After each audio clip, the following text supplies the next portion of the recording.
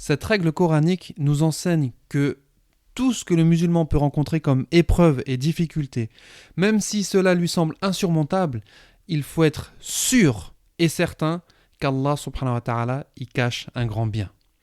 Même pour la situation que nos frères et sœurs vivent à Gaza actuellement, sachez qu'Allah subhanahu wa ta'ala y cache un grand bien que l'on découvrira par la suite, incha'Allah.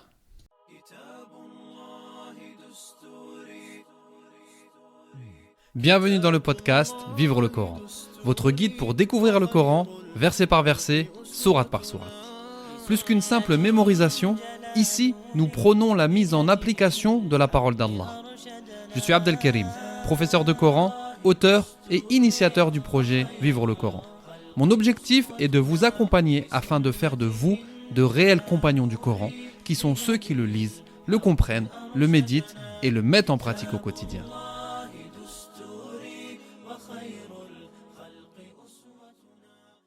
Assalamu alaikum wa rahmatullahi wa barakatuh. Chers compagnons du Coran, je vous souhaite à toutes et à tous la bienvenue dans le 4e épisode du podcast Vivre le Coran, dans lequel nous poursuivons notre série autour des règles coraniques. Aujourd'hui, nous allons plonger dans une règle particulière, car elle est en lien direct avec le 6e pilier de la foi, qui est la croyance au destin, que celui-ci soit bon ou mauvais. Comme dit dans le dernier épisode, le voulu par règle coranique, c'est un verset qui contient une règle indispensable et que nous devons comprendre, assimiler et mettre en pratique au quotidien. Dans le dernier épisode, nous avons parlé du bon comportement à travers le verset suivant, dans lequel Allah subhanahu wa ta'ala dit « Wa qulu linnasi husna » qui est traduit de la façon suivante « Et adressez-vous aux gens de la meilleure des manières ». Aujourd'hui, nous abordons une règle qui nous enseigne à accepter et comprendre le qadar, le destin, même quand il semble difficile à appréhender. Et pour introduire cette nouvelle règle, comme à notre habitude, je vais commencer par vous raconter une petite histoire tirée de la Sunna. Cette histoire, c'est l'histoire de Salama radiallahu anha, qui était une femme parmi les compagnons qui vivait une vie heureuse auprès de son mari, Abu Salama, et ses enfants. Son mari, Abu Salama radiallahu anhu, était connu pour son bon comportement et sa piété. Il est également connu car c'est le premier compagnon du prophète sallallahu alayhi wa sallam qui a fait la hijra, qui a émigré de la Mecque à Médine. Salama radiallahu anha nous rapporte dans un hadith rapporté par l'imam Muslim que le prophète sallallahu alayhi wa sallam a dit ما من مسلم تصيبه مصيبة فيقول ما أمره الله إنا لله وإنا إليه راجعون اللهم أجرني في مصيبتي واخلف لي خيرا منها إلا أخلف الله له خيرا منها. Dans le sens, le prophète sallallahu alayhi wa sallam a dit aucun musulman n'est touché par une épreuve et qu'il dit ce qu'Allah lui a ordonné, nous appartenons à Allah et c'est à lui que nous retournerons. Ô Allah, récompense-moi dans mon épreuve et remplace-la par quelque chose de meilleur que cela. Sans qu'Allah subhanahu wa ta'ala lui remplace par quelque chose de meilleur. Et subhanallah, Salama radiallahu anha, elle a été touchée par une épreuve très très difficile qui était la perte de son époux, Abu Salama radiallahu anhu, cet homme exemplaire et qui fait même partie des meilleurs compagnons. À l'annonce de son décès, Salama, elle se rappela de la parole du prophète sallallahu alayhi wa sallam et elle dit Inna lillahi wa inna ilayhi raji'un Allahumma ajirni fi musibati wa akhluf li khayran minha. Donc elle a dit, nous appartenons à Allah et c'est à lui que nous retournerons.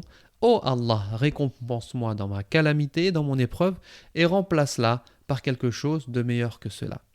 On voit bien que Salama radiallahu anha, elle a accepté le décret d'Allah subhanahu wa ta'ala, elle a patienté, elle a appliqué ce que lui a appris le prophète sallallahu alayhi wa sallam, mais elle s'est rappelé la fin du hadith, dans lequel le prophète sallallahu alayhi wa sallam, il dit, il n'y a pas une personne qui est touchée par une épreuve et qui patiente en disant l'invocation qu'elle a dit sans qu'Allah ne lui remplace par quelque chose de meilleur. Et elle s'est posé la question, elle s'est dit mais quel musulman peut être meilleur qu'Abu Salama ? Et subhanallah, savez-vous qui l'a épousé quelques mois plus tard? C'est le meilleur des hommes, le prophète sallallahu alayhi wa sallam. Cette histoire, c'est vraiment un exemple concret du hadith du prophète sallallahu alayhi wa sallam. Et c'est une histoire que l'on doit se rappeler tout le temps quand il nous arrive quelque chose, en ayant la certitude qu'Allah subhanahu wa ta'ala, il va nous remplacer ce qu'on a perdu par quelque chose de meilleur. Imaginez-vous Salama. Elle pensait que son mari était le meilleur des hommes après le prophète sallallahu alayhi wa sallam. Elle n'imaginait même pas que le prophète sallallahu alayhi wa sallam puisse la demander en mariage. Et pourtant, comme elle a patienté, comme elle a pris sur elle et elle a respecté les règles de la religion en cas de difficulté, Allah subhanahu wa ta'ala lui a remplacé par le meilleur des hommes. Cette histoire, elle nous conduit à la règle coranique du jour qui se trouve dans le verset 216 de la sourate Al-Baqarah, dans lequel Allah subhanahu wa ta'ala, il dit « A'udhu billahi minash shaytanir rajim » كتب عليكم القتال وهو كره لكم وعسى أن تكرهوا شيئا وهو خير لكم وعسى أن تحبوا شيئا وهو شر لكم والله يعلم وأنتم لا تعلمون. Dans le sens, Allah subhanahu wa ta'ala il dit « Le combat vous a été prescrit alors qu'il vous est désagréable. » Or, il se peut que vous ayez de l'aversion pour une chose alors que c'est un bien pour vous. Écoutez cette règle-là. Or, il se peut que vous ayez de l'aversion pour une chose alors que c'est un bien pour vous. Et il se peut que vous aimiez une chose alors qu'elle est mauvaise pour vous. C'est Allah qui sait alors que vous ne savez pas. Voici la règle coranique que nous allons détailler aujourd'hui, Inch'Allah. Et il faut savoir que c'est une règle que l'on retrouve également dans le verset 19 de la sourate An-Nisa, mais dans un contexte différent. C'est plutôt le contexte de divorce, alors que dans le verset de la sourate Al-Baqarah, c'est le contexte de la guerre. Allah subhanahu wa ta'ala, il dit dans sourate An-Nisa فَإِن كَرِهْتُمُوهُنَّ فَعَسَىٰ أَن تَكْرَهُوا شَيْئًا وَيَجْعَلَ اللَّهُ فِيهِ خَيْرًا كَثِيرًا. Si vous avez de l'aversion envers elles, durant la vie commune envers votre femme, il se peut que vous ayez de l'aversion pour une chose où Allah a déposé un grand bien. Je pense que nous avons tous été confrontés à cette règle coranique au moins une fois dans notre vie, c'est-à-dire de vivre une épreuve, de vivre quelque chose que l'âme déteste et qu'elle voit comme un grand mal, et par la suite comprendre que le résultat de cette épreuve est un grand bien. Et dans le cas contraire également, c'est de penser qu'une chose va nous apporter du bien alors qu'elle nous apporte que du mal. Il faut être convaincu qu'Allah subhanahu wa ta'ala, par sa sagesse divine, sait ce qui est meilleur pour nous. Et parfois, il cache la bienveillance sous le déguisement d'une épreuve. Combien de bénédictions ont émergé de situations que nous percevions comme des malheurs? Alaysa Allahu bi ahkamil hakimin? Allah subhanahu wa ta'ala n'est-il pas le plus sage des sages? Pour vous donner un exemple tiré de ma vie personnelle, comme vous le savez sûrement, je suis parti étudier 7 ans en Égypte. Je l'ai donc installé, j'avais mes cours à la fac, j'avais mon appartement, j'avais mon travail, j'étais prof de français dans une école internationale. Et l'année dans laquelle j'ai fini ma licence, et ben subhanallah, pour un problème administratif, on a dû quitter l'Égypte alors que moi je m'étais déjà projeté en master, je m'étais déjà projeté, engagé dans mon travail. Et subhanallah, ça a été une épreuve très difficile parce qu'il fallait que je repasse par la case France, que je retourne avec ma famille dans un pays dans lequel je n'avais plus aucune attache, je n'avais pas d'appartement, je n'avais pas de travail, donc c'était très très très difficile. Et j'ai vécu ça vraiment comme une épreuve et je ne voyais pas le bien qui allait en découler. Et subhanallah, je suis rentré en France, ça n'a pas été facile. Mais j'ai pu travailler dans les mosquées, travailler dans les associations, donc apporter pas mal de khayr pour la communauté musulmane. Et c'est pendant cette période-là que j'ai pu travailler sur le projet Vivre le Coran et que j'ai développé ce projet-là. Si j'étais resté en Égypte, le projet Vivre le Coran n'aurait probablement pas existé. Il y a d'autres bienfaits qui m'ont touché moi et ma famille, subhanallah. Et vraiment au moment de l'épreuve, je ne voyais pas le bien qu'il y avait à rentrer en France. Mais par la grâce d'Allah subhanahu wa ta'ala, c'est ce passage en France qui m'a permis de retravailler sur un autre projet de hijra qui est beaucoup plus stable et beaucoup plus vivable sur le long terme. Pour résumer, dès que nous sommes touchés par une épreuve, nous devons revenir à ce verset. Ensuite, nous devons dire l'invocation Inna lillahi wa inna ilayhi raji'un Allahumma ajirni fi musibati wa khluf li khayran minha. Et nous devons être convaincus qu'Allah subhanahu wa ta'ala est le plus sage des sages et qu'Allah subhanahu wa ta'ala sait mieux que nous où notre bien se trouve. Lorsque l'on examine attentivement les deux versets, qu'on les comprend, qu'on les médite, on s'aperçoit que le verset qui a été révélé dans Surat al-Baqarah a été révélé dans le contexte du combat fi sabilillah et qui va plus mettre en avant la douleur physique qui peut affecter les combattants lors de la guerre. Quant au deuxième verset qui a été révélé dans Surat An-Nisa, il est dans un contexte de divorce, donc là on va plus parler de la douleur psychologique que l'un des conjoints peut ressentir en raison de la rupture avec son autre conjoint. De plus, on comprend que le verset de la Surat al-Baqarah concerne les adorations, car le djihad est une adoration, alors que dans Surat An-Nisa, ça va être plus dans le contexte de relations avec les autres personnes. Nous sommes donc confrontés à une règle qui aborde différentes situations. Elle aborde les adorations, les relations, l'aspect physique et psychologique, ce sont tout simplement des situations auxquelles personne n'échappe dans cette vie. Lorsqu'on lit le Coran, on trouve pas mal d'histoires qui renvoient à cette règle-là, notamment les histoires des prophètes. Prenons l'exemple de Moussa alayhi salam. Mettez-vous à la place de sa maman, qui, lorsqu'il est bébé, elle le prend, elle le met dans un espèce de berceau et le jette dans le fleuve. Imaginez-vous la douleur de cette mère lorsqu'elle a vu son enfant s'éloigner dans le fleuve. Mais subhanallah, c'est par cet acte-là qu'Allah subhanahu wa ta'ala a préservé Moussa, qu'il a rendu à sa mère et qu'il en a fait par la suite un prophète. Prenons l'histoire de Youssouf alayhi salam. Pareil, lorsqu'il a été perdu, lorsqu'il a été jeté dans le puits et toutes les épreuves que Youssouf alayhi salam a connues, ça a été très dur pour lui et ça a été très dur pour son père Ya'qub. Mais il se peut que dans ce que vous détestiez se trouve un grand bien. Et par la suite, vous connaissez tous l'histoire de Youssouf et ce qui s'est passé, subhanallah. On peut prendre également comme exemple l'histoire de Moussa alayhi salam lorsqu'il a rencontré Al-Khidr et qu'il lui a demandé s'il pouvait l'accompagner. Al-Khidr lui a dit « Ok, mais surtout tu ne poses pas de questions sur les différents événements que tu vas voir. » Et en effet, donc Al-Khidr il a fait des choses qui en apparence sont mal, mais il les a fait par sagesse. Il y a l'exemple du bateau qu'il a endommagé et de l'enfant qu'il a tué. Allah subhanahu wa ta'ala, il nous raconte la fin de cette histoire dans Surat Al-Kahf et il nous explique que Al-Khidr a dit à Moussa « Je vais t'apprendre l'interprétation de ce que tu n'as pu supporter avec patience. Pour ce qui est du bateau, il appartenait à des pauvres gens qui travaillaient en mer.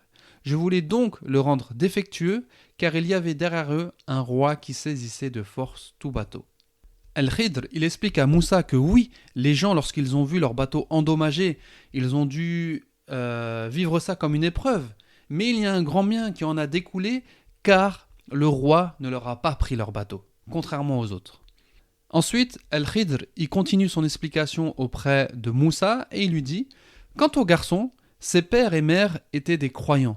Nous avons craint qu'il ne leur imposât la rébellion et la mécréance. Nous avons donc voulu que leur Seigneur leur accordât en échange un autre plus pur et plus affectueux. » Et oui, perdre un enfant, c'est une épreuve vraiment très difficile.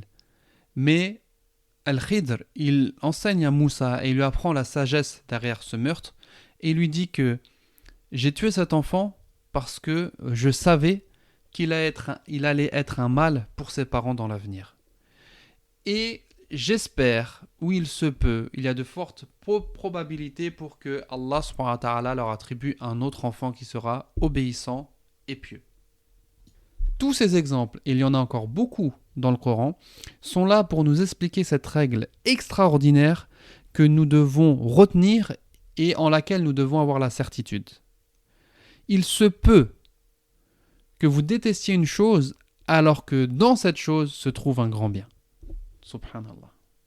Dans la sira du prophète sallallahu alayhi wa sallam, on trouve également un exemple qui correspond à cette règle.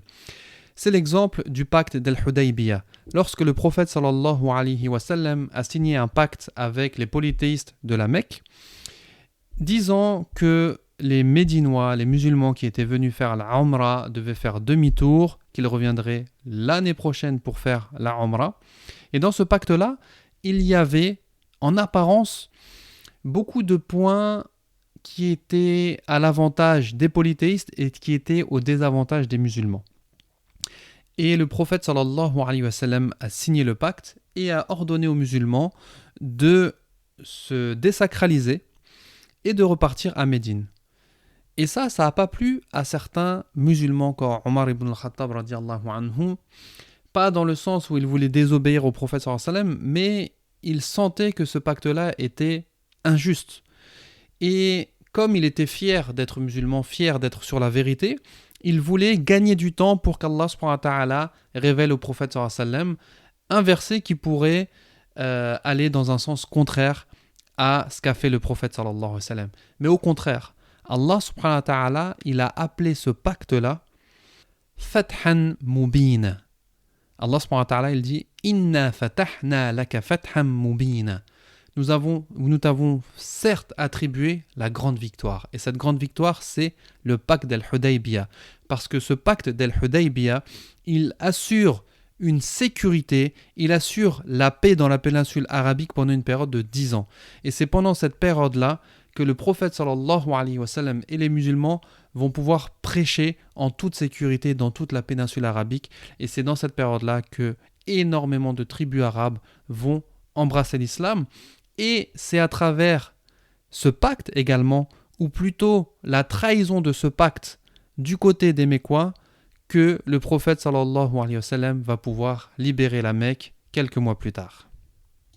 Il y a vraiment des choses qui d'apparence semblent être un mal pour nous, mais après réflexion, on s'aperçoit qu'elles sont un grand bien. Et ça n'est pas étonnant, parce qu'Allah subhanahu wa ta'ala est le plus sage des sages. Et je pense, wallahu a'lam, que c'est ce qui va se passer avec l'épreuve que vivent nos frères et sœurs à Gaza. Et on demande à Allah subhanahu wa ta'ala de les soutenir et de mettre fin à cette guerre le plus rapidement possible. Allahumma amin.